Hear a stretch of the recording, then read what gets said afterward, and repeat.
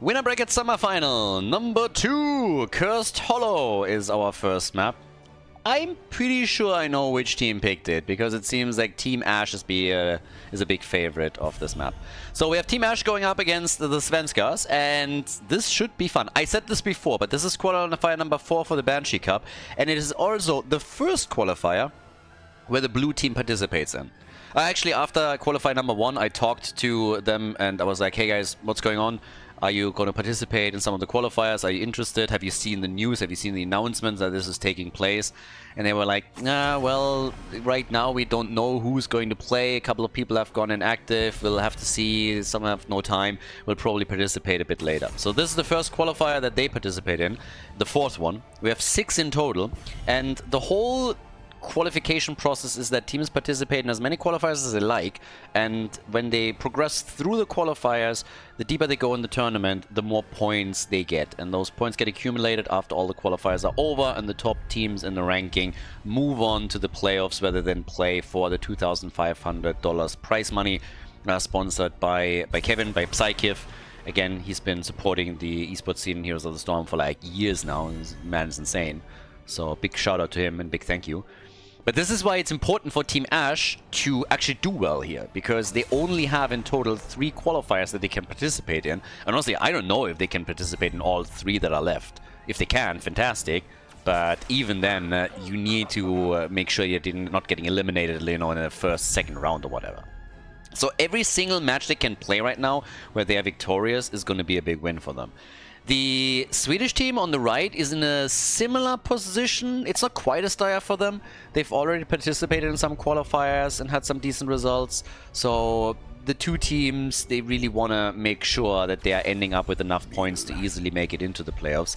Because it's not only getting into the playoffs, you want to place as high as you possibly can in that leaderboard, because you have a much, much easier time in the playoffs if you're placing at the top. So yeah, with the gauntlet that we're moving into, if you place as number 1 team, you have a lot less games to play. So definitely something that the teams are going to be aiming for. Qualifying is a first step, but it's generally not all that you want to do here. Then again, we have now Genji and we got Muradin. So we have on Cursed Hollow already quite a bit of mobility. Muradin can just like hop over debris pretty quickly. Genji can do the same thing. So they can very easily just like jump from one point to another. Genji come in, very mobile team that they can use to attack people, blindside them with a quick move here. As on the right side of the map we now have Blaze and Rega, Svamgrota and Make, who is still playing support, of course, for the red team. Sylvana's getting banned, and that leaves us with our final ban for game number 1 in this best of 3 series. The only game that is a best of 5 in every single qualifier is the grand final. So yeah, still a bit of a way to go for that to come in. What's the main tank? What are we getting for Skog? And what kind of damage is now going to be thrown out here? Hanzo's already eliminated, so is Sylvanas, both of them banned out. And well, that's Cursed Hollow. Continues to be our first map. You could, well, okay.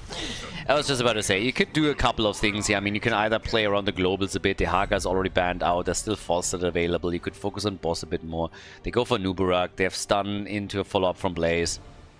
Greymane, chunking, objectives down, well, bosses down, camps, and also structures if they can get him onto a lane quickly. And especially at the start, that can be really annoying. We have the Nuburak just moving in and spawning a couple of beetles, towers attacking the beetles.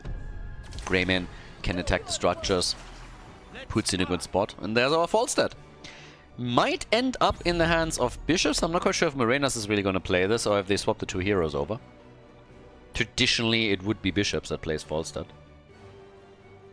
Yeah, and Max Passion as the final pick in game number 1 of this best of 3 series. So, what's going to be the choice for him? I was just about to mention that, oh, normally we're getting Chen here, and it is indeed the Panda. So, Cursed Hollow, game number 1, everybody, as we're heading into the first map of this best of 3 series. He had the 4th qualifier for the Banshee Cup. Game number 1 on the left, Team Ash with Bishops on Genji. We have Renella on Brightwing, Morenas and Falstad. Down for Life is playing Yrel, and Maitri is playing Muradin.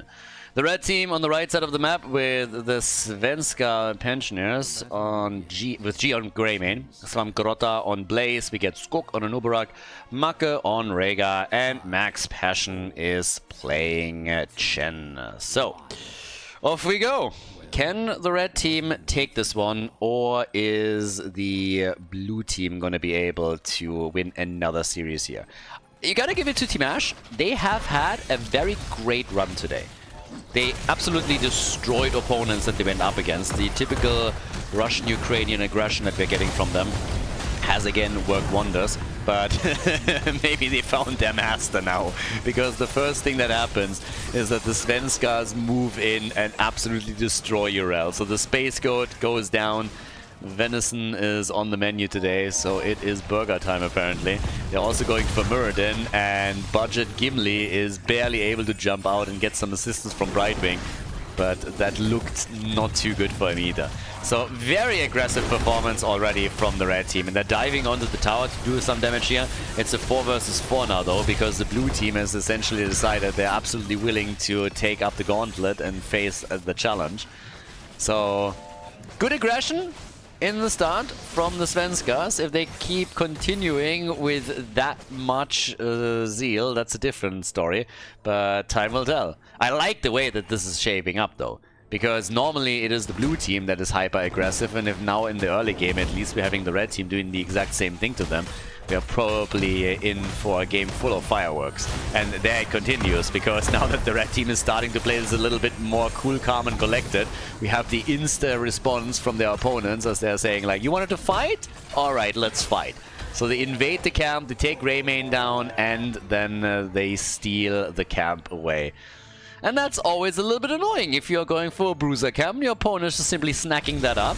That is more than annoying, and with Slamgrota now getting caught down here too, unless Anubura can properly stun them out, he might fall as well.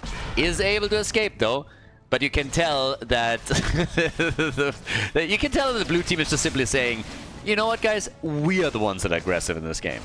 If you want to try and take our role, then you have to fight us for it, but we're not just going to give that reputation up that easily. So yeah, up at the top, talking about damage, we have Yrel starting to break the wall down, very quickly going for it. Falstad is doing the same thing down at the bottom of the map, has gone into the hammer gains as his level 4 talent choice.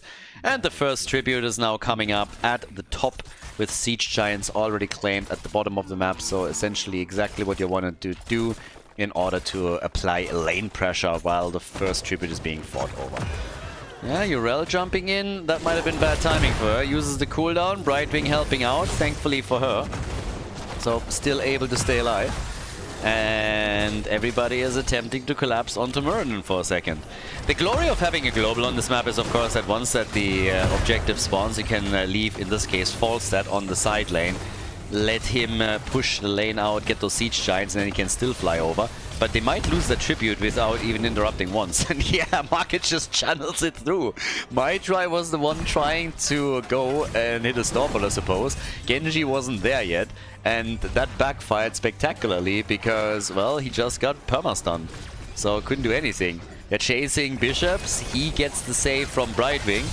But I love this. This is just aggression from start to finish. I mean, right here at the 3-minute mark, yes, we haven't seen a lot of kills, but not for lack of trying. The teams are both moving in, attempting to get one hit in after another. Falster controlling the side lanes as much as he can and using his global. They're trying to take a couple of the towers out too. But this is pretty entertaining so far. I mean, they're really at it. Both of the teams are doing their best to get quick kills in and to take control of the flow of the game, which so far no team has really achieved, but we're getting there. So the towers are low, fountains are still up and are immediately being used as everybody is losing hit points. The next objective is up, and this time Genji is present and can finally help interrupting it. But the issue that they are still facing off against is that that might not be enough. The fight rages on, stuns are coming out, Maitri, Renella, both a bit low. Brightwing in particular might be in trouble and dies, but so does Rega. So each team losing their support here. Genji following on Greymane. Oh, and he gets stunned! He gets stunned and Greymane gets away. Nice! Awesome save. And now Falstad goes into the bucket. Yep. Falstad is down. Chicken for dinner, baby. We're gonna get some fried chicken here. And Genji, he can interrupt a bit more, I guess, but at the end of the day, he will have to back off too. So, looking good. Well, back off or die. Gets a save from Brightwing. Then again, Nubarok is also out of mana, and he is not looking too hot either. Greymane is already moving towards the top, so they're already slowing all of this down. With Greymane going for the Space Goat. The channel still has not successfully happened, so they're still trying to fight for this. Bishops, again, eager to interrupt. Dodges on the jet propulsion. That one's needed. He is already low on hit points. If he gets hit by the stun, he's toast. My try wants to interrupt it again and does. Falstad in the middle, getting hit and tries to fly out. Oh, and is able to make it, leaving Brightwing behind. I love it. That traitorous little bastard. And Brightwing is just sitting there like, what the fuck? Brightwing coming in for the heals, like, I got you! And then Falls is like, I'm out of here, bro. I don't care. Absolutely love it. Falstad, you sneaky little bastard. He dies. He got punished. It's fine, guys. He got punished. He got punished for his sins. So did Greymane. I mean, it's really kill for kill all over here. Oh, but yeah. Falstad flying out and leaving Brightwing behind. The fruit fly. They got both killed. That's the cosmic justice right there. But yeah, so we're 6.5 minutes in. We have level 11 against level 11 at the end of the day. And yeah, the teams are really at it, aren't they? 2 tributes to 0 though. So that is the big advantage for the red team. I've taken a huge lead on this. And down here, Panda still playing this out. My Trials getting away. There's the next tribute coming in. This is where it really starts to become dicey, because the position of the tribute is obviously a lot better for the blue team. But the red team, they have all the cards in their hands now. And they want the birdie. Well, not only the birdie, they want Genji. And they're gonna get him! Genji! Nope, they don't. I actually think... Didn't somebody just miss an ability? Am I crazy? Didn't Blaze miss the stun or someone like that? Something happened there. So yeah, I think they could have killed him. But he's able to get his shield out, he X-strikes away, buys himself enough time to get the cooldown back up, and all of a sudden Genji is alive. If he dies there, then it's really problematic for the tribute. Because the red team is thinking, you know what, this is actually looking still pretty good. If we can get a kill, we can get the curse, and I think they're close. Rega with a beautiful Ancestral. I told you in the draft that they have so many heroes that can dive, and they're all diving on the targets now. It's nasty. It's really nasty. They keep everybody still alive, but everyone is so low, and Shen is finally dead. I cannot believe that somebody on the blue team hasn't died yet. All of them were low, but they tapped the fountain now, and here's a chase. And the Svenskas, they might have overdone it just a little bit. They really thought they could get multiple kills. And to be fair, so did I. Now they're losing Greymane. That's 2 heroes down. But to be absolutely honest with you, for me, it looked like there would be multiple kills coming for the red team. And it just didn't. It just didn't happen. They couldn't get the first kill that would have helped them to snowball this entire fight. And so they had to retreat. They lost Chen, even with them bunkering up and pulling all the stops. Now Urel gets caught as they are trying to go for boss, and that puts an end to that. So, yeah, boss is maybe stolen. They got everybody here, 20 seconds. Well, if they can... Oh, Falstad has to gust as he barrels into the wall. Whoa, this is getting crazy. So many small mistakes being made that are instantly capitalized on by the opponent. But yeah, it is wild. That's a wild game. And they're going for the boss again. They're still trying to take it here. So, yeah. Then again, we currently... Ooh, there they go again. Chen has checked it out. At the top, they're going for the boss too. Max Passion dodges the Storm Bolt. He's in max trouble right now, but he's able to get out. And of course, with Greymane at the top, Blaze just eating the stun. He's just like, yeah, I don't care. I can't get out of this one anyways. So they're coming in, they take the boss. 5 kills, 2-6 now. Boss at the bot lane is also getting claimed as Chen is still trying to annoy them. He needs to keg it out here. Dude, what are you doing? Okay, there we go. Try to save the ult for the next game, I guess. But yeah. So, well, there's the curse. Blue team gets cursed. Curse gets finally taken, so that is making that boss push so much more powerful. They can absolutely crush it now at the top with that boss push. Whereas down here, obviously, this is gonna be a much tougher sell. Cocoon gets used by Skog, just forcing that there. They're burning those minion waves down as quickly as they can. That puts additional pressure onto the remaining forts that they're still holding. But it's the bot lane where we see most of the action happening right now. Beetles everywhere, just nibbling on those minions as well. And yeah, it's half a level until 16. So they're doing their thing. Virel is jumping out, but one fort at the top is gone. To be fair, bottom fort on the red team side has also been destroyed by the boss, but the rest of the map is now getting attacked quickly. That bottom boss is saving them so much is actually ridiculous, because the minion waves are not getting to that bottom fort. So it's only one fort essentially that has been destroyed because of the curse. The rest was just simply dropped because of the boss itself. So it's a little bit of a weird one. On the one hand, they destroyed structures. I mean, even the wall at the top is now gone. On the other hand, it kind of seemed like they should have gotten more out of it. This is obviously not over. They're fighting here in the middle, and they have a level 16 talent advantage, which makes all of this so much easier for the red team. But topside keeper's taking a bit of damage. If they cannot get kills, though, then they won't be able to get more here. So X-Strike is out once again. Trying to go here for my try. And again, level 16 gives them a bit of an upper hand. Just generally, the red team has been the one doing more work here. But yeah, there it is. They come in and they drop Falstad. Falstad gets murdered. Nicely done.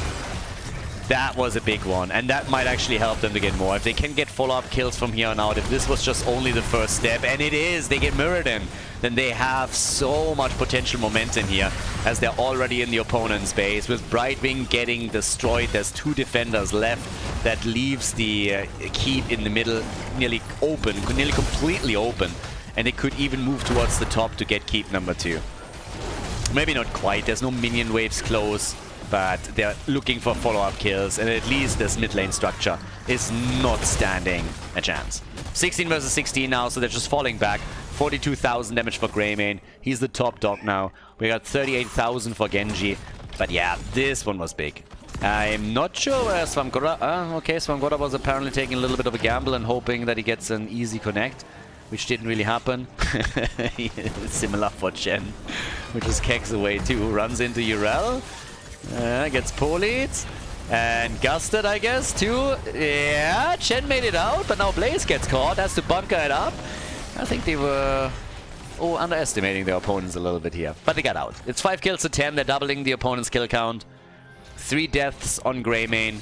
And he's dealing with the bottom of the map. Easy peasy. So, game so far is going pretty well for the Svenskas. It's halftime.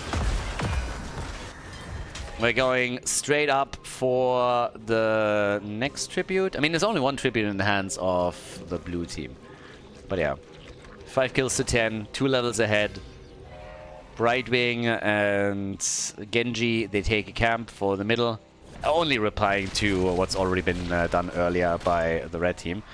But yeah, it seems like they're actually getting this one for free. Seems like nobody is moving in, so well, one free tribute. Not only getting them a little bit closer to a potential second curse, but also ensuring that the red team is not going to get anywhere near one. Now we're having the Cocoon coming out. Can they follow that up with a proper stun? They're trying. 1, 2. Bullet came out as well. Genji survives, but that was definitely a bit of a high adrenaline moment for him. Brightwing had to make sure that they were safe there as well, and the fight continues. Full-on brawl in the middle of the map. Both of the teams are going YOLO on this one, and Brightwing is in trouble. Renella trying to get out. Falstad also barreling away, but they're going for Blaze. Bunker is up again. The Ancestral on Chen instead. Anubura, God, eats the Stormbolt like a boss, and the rest of the damage too, resulting in the Beetle getting murdered. So that's a 5 versus 4 for Team Ash. They want more, and they're looking for it. They go for... Well, actually, Zirel that's in trouble. She is getting out. Nice heals. They got dead. And that's a 5 versus 3. 5 versus 3 right there. Awesome stuff. I mean, again, the problem for the red team was also the Ancestral just hit the wrong target because he went into the bunker, I guess. Now Greymane is gone too, so it's a bit of a comeback. Team Ash is all of a sudden in the driver's seat in this game. They might still be a level behind, but they're definitely picking kills up left and right. They have now 9 kills to 10, but it's still the red team that is so much closer to level 20. And with Storm Talons, they should be able to do a lot. Then again, bosses are up. Red team is dead, so this is the chance to go get some bosses, send them on the lane, and who knows, maybe even take one of the keeps out. There's a chance that they can actually pull it off at the bottom of the map. If they get level 20 as well. They're not quite there yet, but obviously working on it. First boss is taken. I don't think they can go for a double boss play all that easily. We have now 20 versus 20, and Falstad is already flying in. Keep in mind, the red team is not back in full strength. So Svamgrota getting caught here is bad. Really bad. Has to bunker up, and Genji, just misses out on the kill because Rhaegar's back to business and drops the heal. And now are they trapped? No, they still get out. But that made it pretty spicy for a second. Yeah, this is at the top is also interesting because what we could see here is, of course, another keep being under pressure with the next minion wave coming through. It's the play at the bottom of the map that's the crucial one for now, though. Because here's a chance. They go for Falstad, and he's dead. Barreled into the corner, stun follow-ups. They're trying to do the same thing to Yrel, and she is nearly destroyed and runs into the wrong direction. I don't think that's gonna happen anytime soon. Yeah, like, nice attempt, but I would say no. So she's definitely dead. Yrel can waste her time a little bit, but she's dead, and the boss was not able to take the keep down. Tribute, on the other hand, is about to be channeled. That's a curse, and that could be the chance to bring the game back a bit. It could also be the chance to take the top bottom keep out. Greymane should be the one dealing with it, and I suppose that's what he's doing right now. Okay, so there's another one at the top right. They're going for... I mean, they're cursed. They can't do really too much, but if they now get the boss, that's a bit of a different story then, because they could go for the top side keep, for sure. They still need to defend the bottom of the map, and they've already allowed for way too much damage to the keep being done by the minions. Honestly, don't understand why. But yeah, Blaze burns it down. Boss at the top, again, will go straight for the keep here, and we're now 17 minutes in. They should be able to defend it, but it will take damage. And the rest of the map is still belonging to the red team. Curse or no curse, doesn't really matter too much now. 65,000 damage for Greymane, top dog in the game still, even better than Rhaegar. We have 0 deaths on Genji and on Blaze. Everybody else has at least died once. I think they want to end the game here, honestly. They leave the bottom keep open, by the way. Bottom keep is likely going to fall now, but with this boss, they want to make a big move. Bottom keep is going to fall to the minions now. They didn't get enough there, so they have to make this at the top count. And they're trying. Bunker's already up. They're low, though. Low. Marker, low. Gets into the bunker. Good for him, but Ancestral's out. And the bottom keep has actually not fallen to the minion wave. Has like 1 hit point left or something. Rhaegar is gone. Top keep is going to get destroyed, but they're how many more are they losing here? Gia's dead. And the boss is on the way to the core. They gotta defend this one. There's also... they can't go for core. I was thinking, honestly, if the blue team gets a few more kills in that, they gotta just go down to the bottom of the map and try and end the game. There's no way they can do this. Not with them having to defend the boss, and then also a big push coming through the middle that would also threaten their own core. So they are not able to do anything like that. Chen can always keg out. No problem for him. Shield has been damaged. Brightwing is currently dealing with this. Muradin, mad on a mission, baby. Muradin is here, is in vision. Yeah, okay, now he's not gonna get it anymore. It would have been kind of funny if he moved in and just like drops a couple of storm balls. He doesn't even have sledgehammer, but you know, just like somehow gets that done. I have no idea why he gets caught like that. Chen, talking about getting caught, gets killed at the top. Falstad is now flying in at the bottom of the map. They're trying to get the damage in there, but the bird can literally just gust this out, and my tries just like, dude, I'm fine. They are coming in with Genji and with Yrel, so here's the wind tunnel. Rhaegar goes for the first quick heal, and here comes the flank. Rhaegar didn't have an Ancestral, but it doesn't matter since Anubarak still gets out, and now Yrel gets the heal. Nice jet propulsion's done. Wild games. Again, wild. A glorious series. 12 kills to 12, and boy are we in a fun match. The keep has been destroyed. Somebody has to go to the top now because it is catapult time. And there's 2 at the top. Yeah, Falset is the one heading back. For a moment I was like, if they can interrupt them at Hearthing, game's over. Yeah, Falset is taking care of it. Ooh, it's a trap. And yeah, they don't hit anything. Well, scratch that. They're hitting Muradin, and that bullet hits hard. He doesn't, but he has Avatar. He has Avatar. But yeah, that got scary for a second. It's still getting scary down here. Chen, there's catapults, and there's a siege giant camp, my friend. So yeah, you should probably deal with both of them, or your core is gonna fall. I have no idea who's gonna win this. Initially, I would have bet money on the Svenskas, and they did great in the mid game. But now the entire game is just so strange, so weird. Another tribute in favor of the red team, by the way, give them another curse. So that's there too. If they get just one more tribute, then it is curse number 2. And these catapults, they keep coming. We're now 21 minutes into the game. There's a boss at the bottom of the map. This one is obviously, this can decide the game. If the blue team gets the boss, game's over.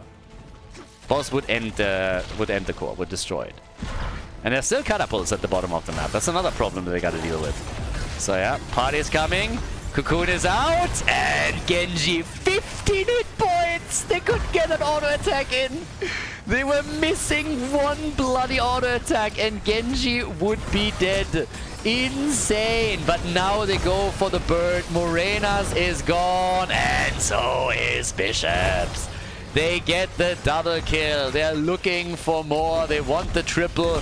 And they get it as Muradin falls. Yrel is on the run. And Chen is gonna grab her. Jumps in. Fat Illidan is sealing the deal. And that is game. First catapult is already on the core. And guess what? The rest of the team is following. Rhaegar is moving in. Gia, there's 2 catapults doing damage. And the rest of the heroes. That's the lead for the Svenska Pensioners as we have Bright being eliminated. GG and well played Team Ash losing on Cursed Hollow as the red team is ruthlessly ending the game 22 minutes into the map. Nicely done. And we're heading straight for the second map of the series. GG. Before we head into game number 2, make sure that you subscribe to the channel if you haven't done it yet so you don't miss out on any future content here on Khaldor TV. Game number 2, Tomb of the Spider Queen. And the Svenskas are ahead with a 1-0. A little bit of a fiesta game towards the end. I mean, a lot of like hits for hits there, so teams were doing well in team fights. And then taking control, it got flipped again. So very entertaining. Very aggressive from both of them. Then towards the end, it just turned out that the red team was a bit more successful in team fights, had a bit more control there. So job well done. Now the chance to move on to the winner bracket final with a victory on Tomb of the Spider Queen. The map, by the way, chosen by Team Ash. So Team Ash lost the last map and then decided that instead of first pick, first ban, they would prefer to pick the map. They chose Tomb of the Spider Queen. Therefore, the red team gets their first pick and first ban. And the first thing that they're doing is getting rid of Hanzo. So, with Tomb, I mean, again, wave clear reigns supreme, so we're gonna get some of that. You could still pick Jojo, for example, Leoric, plenty of options of, well, so much for that. So, Jojo gets immediately banned out, and off we go. With that, we have some of the wave clear already eliminated. A few more will follow. Junkrat is obviously still up, so he would be one of the heroes that I would expect to be played here. Unless he's getting banned too. And they're not risking anything against bishops. They're making sure that they are banning Maiev out as well. So both of the bans are currently targeting bishops, trying to get rid of most of his preference picks immediately, which I absolutely appreciate. So yeah, good on that. But yeah, let's see what they can do. Game number 1 looked great. If the red team can continue like this, then it would be a 2-0 victory for the Svenskas. But Team Ash, if they've shown one thing in the past, is that they're an amazing comeback team. They absolutely love to do that. And there we go. Hogga gets picked first from Svamgrotta. He's going to be pretty happy with that pick, for sure. But that leaves us with a double pick for the blue team. And maybe they have to reveal early what they want to get for bishops now. And also what we're getting as tanks. I mean, Morenas hasn't made a choice yet. We have Garrosh, Diablo. There's a lot of good stuff still up. They go Anduin and Chromie. So, Chromster's in the house. We get Anduin together with it. And well, for Diablo, the question has also been answered. We get Diablo for the red team. Dibbles is in the house. Anduin Light Bomb Engage will most likely be used with at least some kind of combo that they're executing here. But Diablo, what is he going to be partnered with? I mean, Urel was already played. Ooh, Marco and Lucio, okay. I mean, these days, every single time I see Lucio, I'm reminded of Ixia and how he just ran circles around his opponents over and over again. And it always just makes me appreciate how insanely good Ixia is on some heroes. It is ridiculous. So Marke, if Marke can pull off something even similar to that, then the blue team is in for a rough ride. Gul'dan gets banned. Still another fantastic mage. You could go Mephisto, obviously, on this map too. I'm still personally waiting for somebody to look at a Junkrat and drop him. But to a Spider Queen is always kind of fun. I mean, bust out in a Zebo or whatever. Like, just give me something. Give me someone that benefits pretty much from clearing the waves. Stitches would be one of those if he goes for Hungry for More. But they are not risking anything. Yeah, Stitch is also a bit annoying. I mean, he gets the hook, Anduin with the position could like pull the target out, he get Gorge, and yeah. So basically the poor man's kidnap combo when you can't afford to play Medivh. Bishops, on the other hand, are we going to bust out a Kerrigan today? I don't really think so. But there's Garrosh, and we get Sylvanas, okay. Garrosh and Sylvanas together with Anduin and Chromie. That leaves us only with the side lane, and it'll be determined. Everything has already been set up properly. And talking about side laners, Svamgrotta is currently on Hogga. Max Passion typically is also playing in melee, so that would leave them once again with a triple melee lineup and having Gia on the only range damage. Assuming here, but hey, let's see what they're getting. Kerrigan and Kel'Thas. Okay, so we're getting the Kerrigan, just not on the team that I thought we might get her. Gia's Kerrigan is pretty terrifying too. And then Kel'Thas, again, I like him. I've been talking about his gravity lapse so much already. Super fun to see him follow up with additional CC and people just scrambling when those living bombs are coming in. So our final pick is Leoric. Ice Giant Leo, good skin. I like that too. But let's go. Game number 2. This is match point. Match point for the red team. They could now move on to the winner bracket final if they take out Team Ash again. Can the blue team respond? Can they win at least this map? Maybe 2 in a row? We're gonna find out now. Game number 2, Team Ash down a map in this series. Finds themselves on the left side in blue with Renella. On Anduin. Bishops on Sylvanas. Mitra is playing Leoric in our second game. We have Morenas on Chromie. And Down for Life is playing Garrosh. To the right side of the map in the lead. Match point number 1 for them with Lucio on Macke. We got Gia on Kerrigan. Max Passion is playing Kel'Thas. And we get Skuk on Diablo. And Svamgrotta with Hogga. So it's party time for the two teams here. And let's see who's able to take the initial lead in game number 2.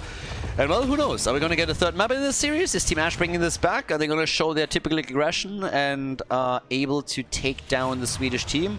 Or do they have to yield here, drop down into the losers bracket and watch like the red team moving on to the next round? We'll figure it out. For now, we have, in terms of talents, obviously Mana Addict again for Kel'Thas, which should be kind of fun. Max Passion playing the hero right now, not on one of his melees, which is going to be interesting to observe as well. But yes, while they are sitting at the bottom of the map with Kerrigan and with Hogga, he's now sitting topside against Chromie, going for a bit of a mage duel. But specifically when we're talking about Gia and Kerrigan, I want to see what he's going to be able to do in this game. And damn, they take the Chromes down at the top side. Chromie gets immediately murdered. Doesn't stand a chance there. So Chromie is already gone. First blood for the Swedish team. Hoggar's just going to play mercenary ping pong, as he's going for a few more hits in, and they're off to the races.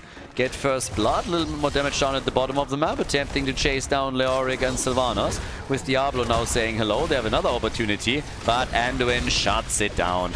Nice triangle play here, with Anduin chipping in too. But at least initially, good moves from the Swedish team.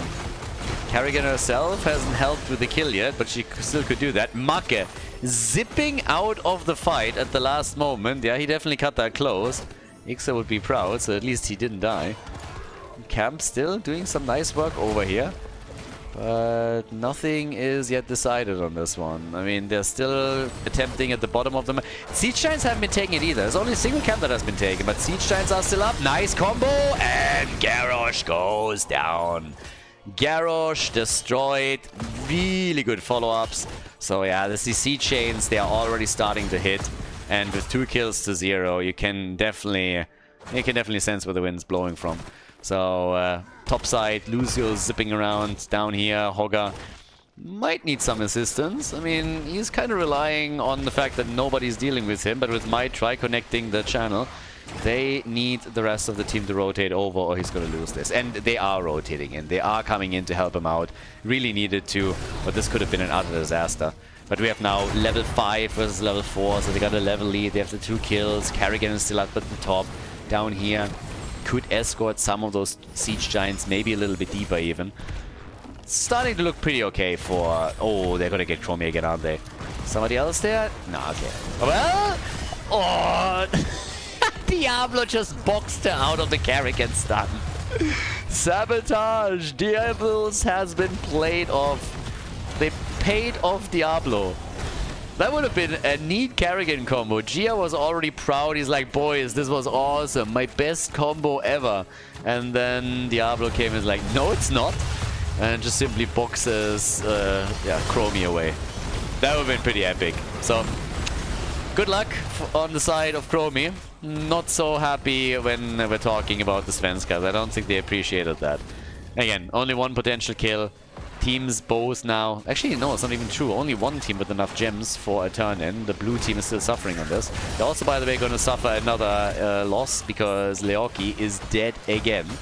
Leoki is gone, and that could be a turn-in. All the way up at the top. There's a nice move being made by everyone as they're going for max passion, and he has no chance of survival. Yeah, he gets killed. He had nowhere to go. I mean, they dove deep for him, but they might have gone a bit too deep. They really wanted Khaldor. Khaldor, by the way, is sitting at 17 stacks. That is pretty good. That's pretty damn good for Mana Addict this early in the game. We were at 420, and yeah, that was pretty nicely done. But again, at the end of the day, as I already said, they committed a lot to this. They could have also lost some heroes there, so they took a risk. The one thing that concerns me a bit is that nothing has been turned in yet from... okay, fair enough. Now they've done it. Just as I said it. But they're not really diligent about their turn-ins. It would be a bit nicer if they would turn in a little bit more over here. So far, they have done very little of that. And since the blue team is doing a much better job and are more disciplined about safeguarding their gems, that's always nice. Teams oftentimes get punished later on if they don't turn in properly and don't make their moves there. Khaldor's up at the top. He didn't really have a whole lot after he got killed earlier, but they can now make another play here in the middle. 1 kill to 3 overall. At least in experience, they were starting to catch up a bit. Maitri also is trying to ghost back out again, but he's losing half of his hit points for it, so again has to be careful. Did not go Orson's Renewal on level 1, so that means that his sail feeling is also a little bit dependent on the minion waves here with Consume Vitality. So has to be careful with this. Yeah, on minion waves heroes needs to be careful around that. Ooh, talking about problems. Garrosh is dead again. Yep, Garrosh is gone once more. So Garrosh gets destroyed, and that is a Red Webweaver wave descending first in the game. It's gonna be a bit tricky to deal with that. I suppose the Garrosh will be back in time to help with the defense. Not quite, still has a bit of travel time, but they're getting close enough with him. The problem still remains. They have to initially sit back a bit and look at the experience. Level 10, the timing is perfect. I mean, the timing is spectacular. You have level 10, you have heroic abilities, and they are going ham on this. Oh yeah, that looks awesome for the Svenskas. They're looking great here. Good defense in the middle though. Chromie is dealing with the top lane at the same time, but with level 10 they should at least be able to take down the bottom fort. If they're not able to pull that off, then I don't know. Leo dies again. That's 9 gems that are potentially gone, depending whether or not they can recover them. And Sylvanas is doing her best. Bishops needs to be super careful that he doesn't go too deep though. And, well, good move by Garrosh initially, but it's not good enough to save Sylvanas. Sylvanas is gone, so is Garrosh himself. And they are in trouble once again. Not only did they initially lose Leoric, 2 more followed. Sylvanas and Garrosh are both gone. Their fort at the bottom of the map has been dropped. That's a lot of gems down the drain too. 7 kills to 1. And they barely have a turn-in left, the blue team. Whereas the red team has a pretty comfortable turn-in still. So they can go for a second set of web weavers, and of course the experience gain that they initially got is still there. So they are looking damn good in all of this. So well done. But looking at damage, for example, 13,000 for Horga, top damage in the game for a moment until Leo is starting to catch up. We got 12,000 for Kerrigan. And yep, they're working on the turn-in. They're working on a few more kills too. Trying to come in again. There's Garrosh going deep for this. Slowing Sands. Entomb. They're dropping everything they can. And Bishops is barely getting out of the fight. I mean, barely. And the battle is not even over. Diablo moving away from this. Still has to be careful. The 2 tanks going up against each other as Kerrigan is turning in some of their gems. 35 have now fully been delivered. 45. Battle is still not over as they try for Garrosh once more. And here's the light bomb. They want Diablo, and they might get him. Diablos is about to go down, but Lucio shuts them down just in time. The turn-in has also been completed. That means the second set of web weavers is now going to touch ground in a few seconds. And again, the timing, super nice. They're gonna get level 13 with it. So they're just controlling this game so well. Get your turn-ins when you're starting to get a lead in talents. And of course, if you can then also follow it up with a kill, even better. They're trying time and time again to go for Garrosh, to go for Leoric. Just drop the frontliners whenever you have an opportunity. But yeah, looking pretty good there. So with that, we're now having another attack coming in. They're trying to move in for, well, first and foremost, they're trying to go for the bottom wall. They're actually not even trying to push to the top. Sylvanas is defending all alone there, whereas we have Kalthas in the middle of the map doing her thing. But at the bottom, the attacks, they keep coming. They take Garrosh down. Another combo from Kerrigan. They want to go for Maitri. But they didn't properly execute it here with the Ultralisk, so Maitri is able to get out of the fight. The Web Weavers in the middle have taken the fort apart though, and down at the bottom of the map, yes, they might not get the keep, but they've done some damage here, and they essentially took the entire wall down. Even in the mid lane, they're doing a bit more work. So, 2 objectives, twice they were able to take a fort down, not too bad. So, they are able to do quite a bit of work with this. Wall is also destroyed, the Entomb misses, and blue team is getting really eager to force a proper fight here. And now they have level 16 as well. So they got level 16 on this one. Attacks still keep coming, and well, they can go for Garrosh once again. Slowing Sands is on the ground. Leo is moving in too, wants to connect the drain again. Still not a single turn-in, by the way, from Team Ash. They turned in some gems, but they didn't get a Web Weaver wave. And the red team is on 37 out of 60. So if the blue team cannot finally win a fight and then use that to get an objective, they will never be able to take any structures down. Chromie is in trouble, and she knows it. She gets dropped, so does Garrosh. If they cannot recover those gems, they are in what we call in professional circles deep shit. Renella, he tried, and he gets killed for his troubles. That's 12 kills to 1, and yeah, the entire map is open. They want to go for, I suppose, the bot lane keep. But they're doing a world of damage here. Yeah, this one's big. This one is really big. 16 to 13 right now. Up at the top, we got Khaldor still pushing pressure onto the fort, but it is a slaughter. It's an absolute slaughter right now. Damage output, 27,000 for Kerrigan, 28,000 for Leo. I mean, he's draining. He's getting one drain connected after another. They can go for another turn in now. The wall stands on point into the gravity lapse. Diablo combo into a gravity lapse. Max Passion is able to make it happen here. Yeah, quick jump towards the top. Renella also in trouble for just a second. Might actually go down here. They might get him too. They go for Anduin. He drops, and they're going for my try. So Leoki is about to die again. No, taps the fountain and is able to get out. But he died 3 times. Garrosh died 6 times already. And it's just a barrage of attacks. An endless onslaught as they are murdering everybody that gets into their path. I mean, yes, they are all over the place. The only thing that you can really say to criticize them a little bit outside of them just picking up kills is that they're not translating into anything. They are finally getting an objective here, but it's not like they use the advantage to try and drop a keep. Death timers are still fairly low, so it was tricky to do that in the first place. I suppose they could have fallen back and taken the boss here, but they get the turn in. They are picking up that camp now in the middle as well, so that should essentially help them to go for structures. They have a level 16 talent advantage, they have 3 levels of elite. The Svenskas, they are just absolutely murdering everything in their sight. It's nasty. 40 stacks for Mana Addict on Khaldor. Another juke, another entomb that hits nothing. Follow-up is there. Hogger with a hauler pull dives in. They want the fight, they get the fight, and the first thing that happens is that Leo dies. He tried to get out, couldn't. Now they're chasing them at the bottom of the map. Lucio speeding things up. They get Chromie. They are farming them. They are farming them. This is farm build. We're playing a farming simulator. They're taking them down one after another. They're plucking them out of the ground like potatoes. 17 kills, 2-1. As the Svenskas go through Team Ash like hot butter through cheese. They're absolutely destroying everything in their path. One keep down, second one about to fall. Yeah, this is lights out. This is a nightmare for the blue team. This is their first qualifier that they participate in. And they made it into the winner bracket semi, but this is definitely going to be the end of the road in the winner bracket for them. They're going to drop down into the losers bracket.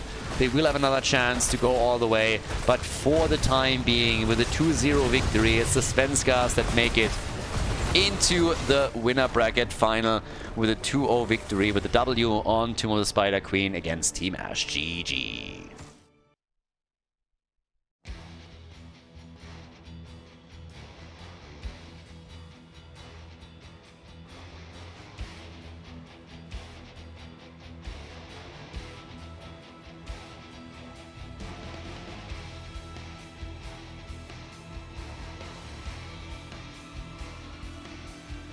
Thank you everybody for watching the video today. I hope that you enjoyed the show and the commentary.